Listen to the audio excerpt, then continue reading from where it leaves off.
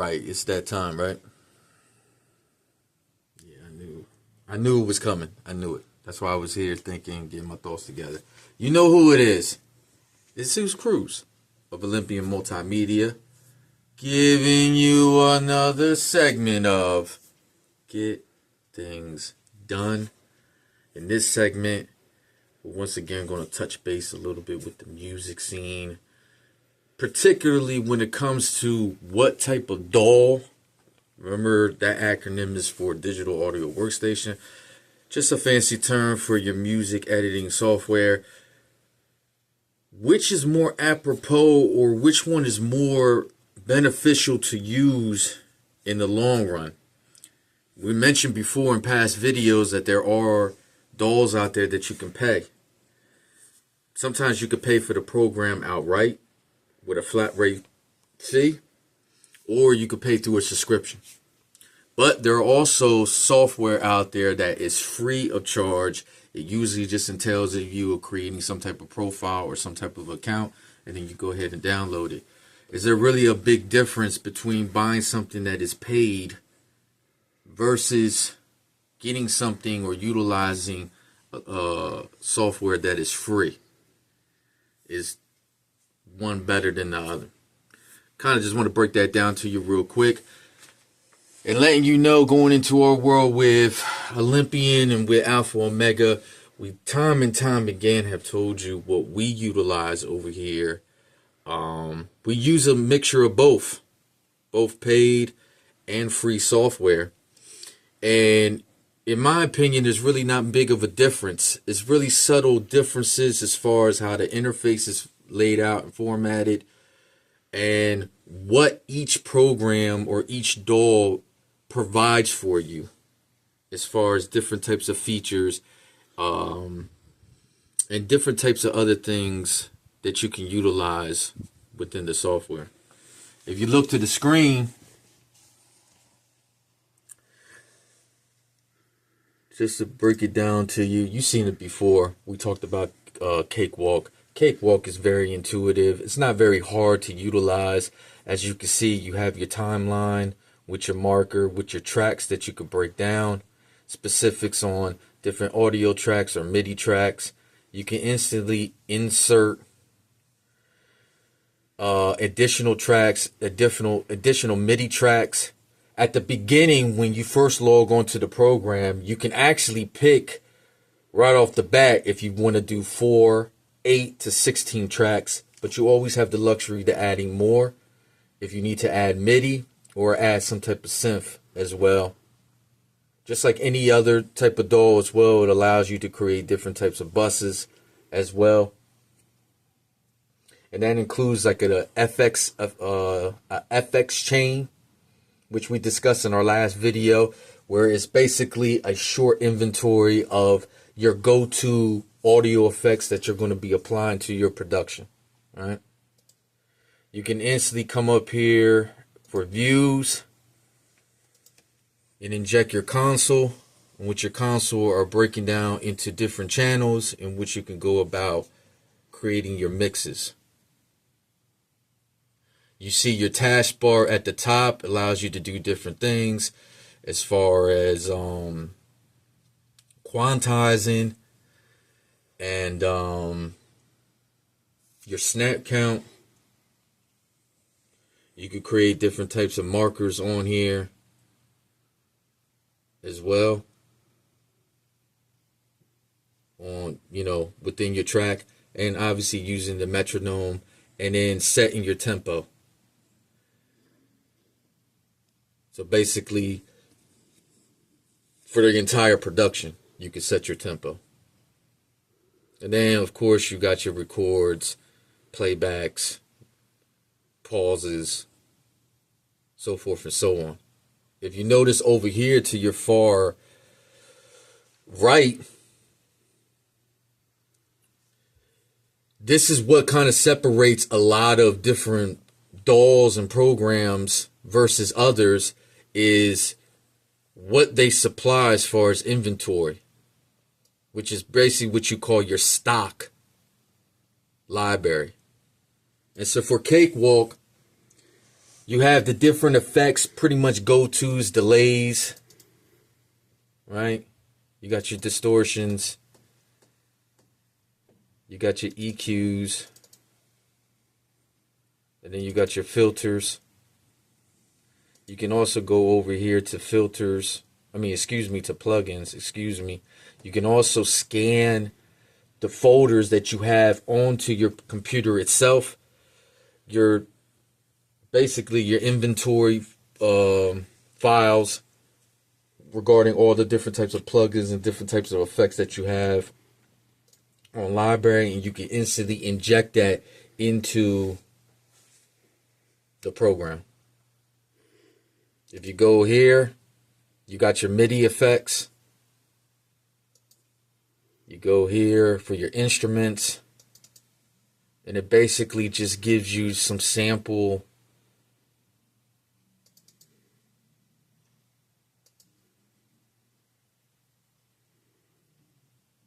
as you can see.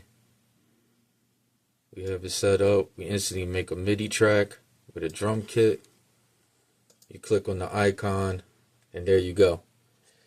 So with Cakewalk, just to let you know, if you're going to end up utilizing this, again, in order for you to download Cakewalk, just as a quick reminder, all you have to do is make a profile and account through BandLab, and you can instantly download Cakewalk for free.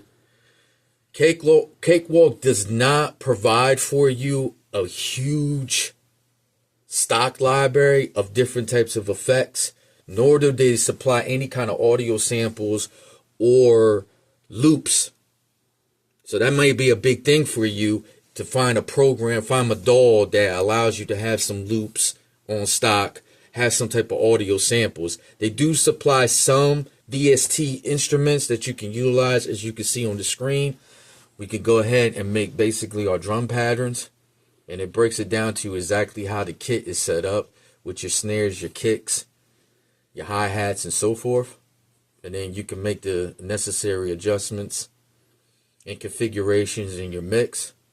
And then you can actually break it down into presets if you're looking for an exact type of sound. So the navigation of using Cakewalk, it's not very hard. As you can see, it's very intuitive. You just break it down into your channels, create your mixes. You can input very easily right here any type of effects, synths, instantly create your chains.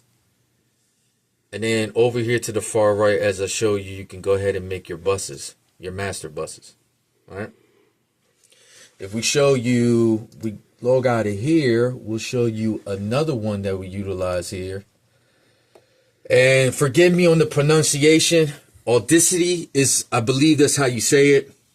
You can correct me in the comments. It's okay. I don't take offense to it.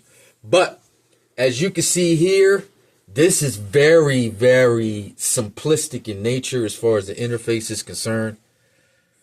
Again, you could create a track. They break it down to if you want to record through mono or stereo. You see how instantly I could just put the track. You have some simple controls in here. You can easily hit here and add your effects that you have within your library. Audacity has their own library of different types of effects as well. And again, Audacity is free. Again, you only have to set up a profile and you can instantly download the software. And it's a complete DAW. It may not be as in-depth as you want it to be. Some people like a lot of things accessible to them right on their interface itself. You're not going to get that with Audacity. It's very simple in nature. The neat thing about it is that they did do a major download and upgrade to the program. Now they're allowing third-party VSTs and plugins to be inputted into your production. They didn't use that before. You basically just had to use the stock library that they had provided. But now they allow you, as you see here, as I go through the different tabs, depending on exactly what you want.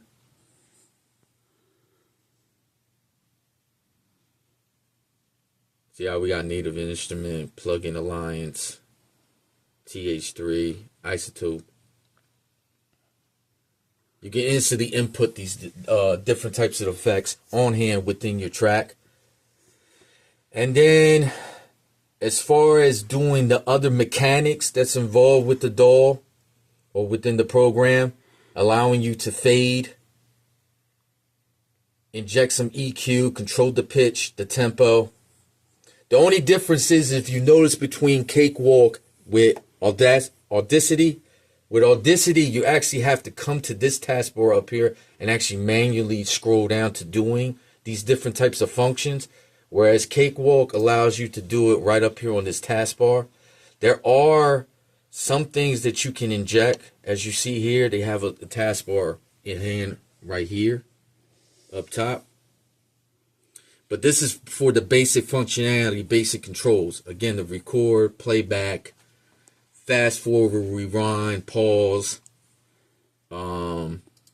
create your audio setup, configure that. Again, simple controls at the bottom.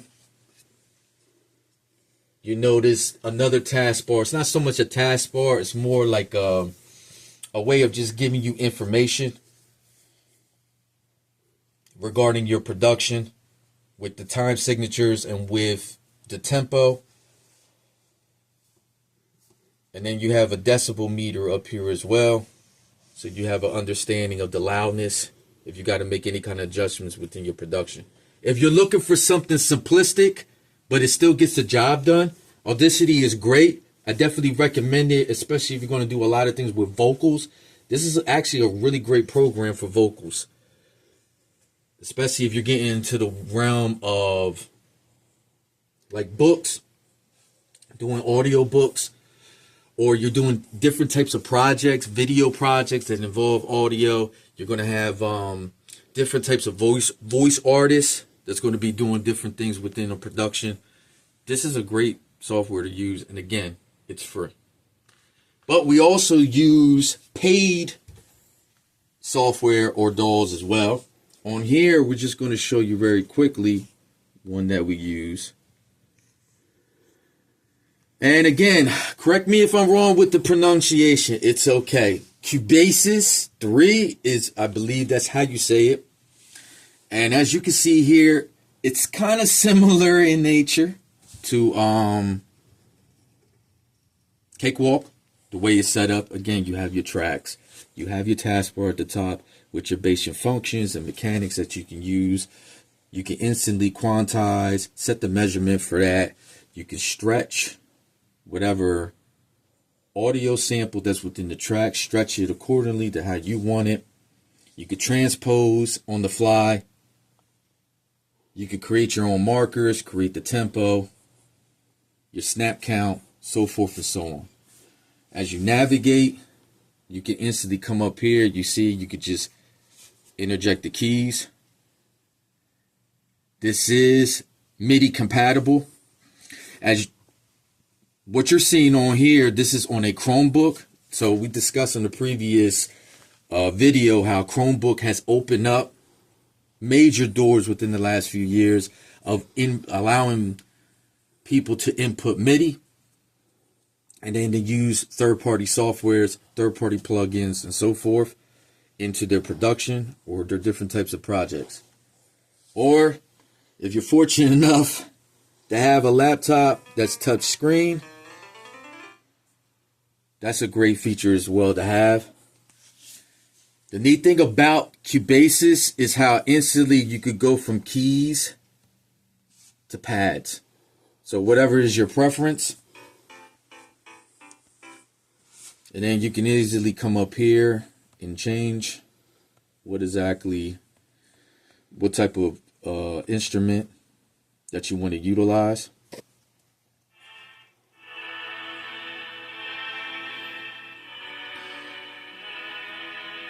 And the controls, the pads, the keys feel pretty good. They're not quite time sensitive velocity type keys or pads, but they're pretty much close to it, to any kind of standard MIDI controller that you would use. Then you have your jog wheels for modulation and for your pitch shifter as well.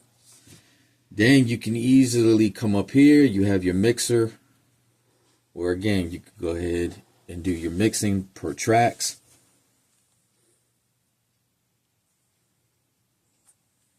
Then you could come here and you can instantly add another MIDI track. You can add audio. Group is, again, essentially what we talked about with Cakewalk.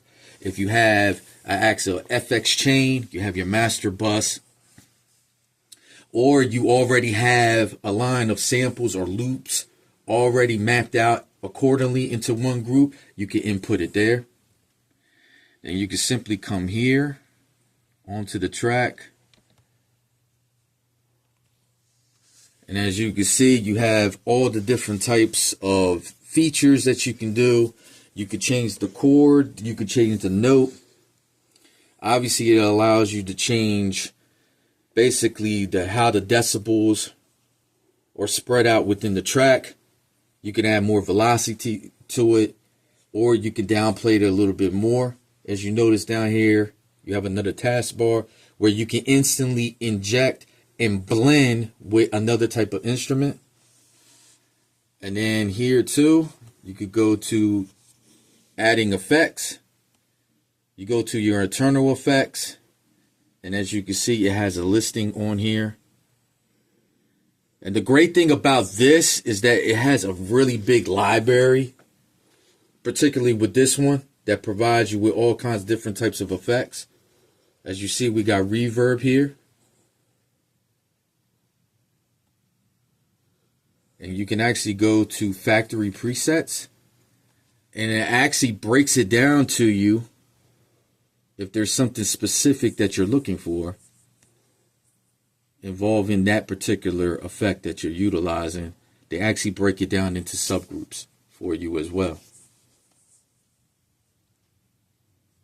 That's something that's not provided in Cakewalk, which is being the free version. Then the neat thing is you could come up here to media. And as you can see, they have audio, where they have a whole stock of drum loops that you can utilize as well. And you can instantly just put that on the track. You just have to click on it. They also have MIDI, where we got some different drum loops, classic machines, where it allows different types of loops. See how it inputs it as MIDI, but you can reroute it and make it into a straight standard audio file. And then you could just go ahead and play.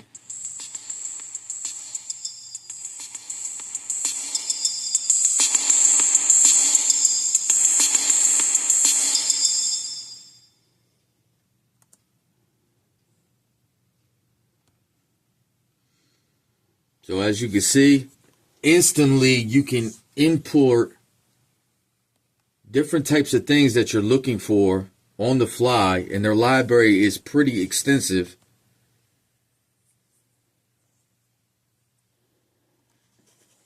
And you can add different types of VST instruments and different types of effects easily on the fly. And the navigation of the interface is very similar to the free version, but at the same time, the differences come into play simply because one has a bigger stock library, in my opinion, greater to the other.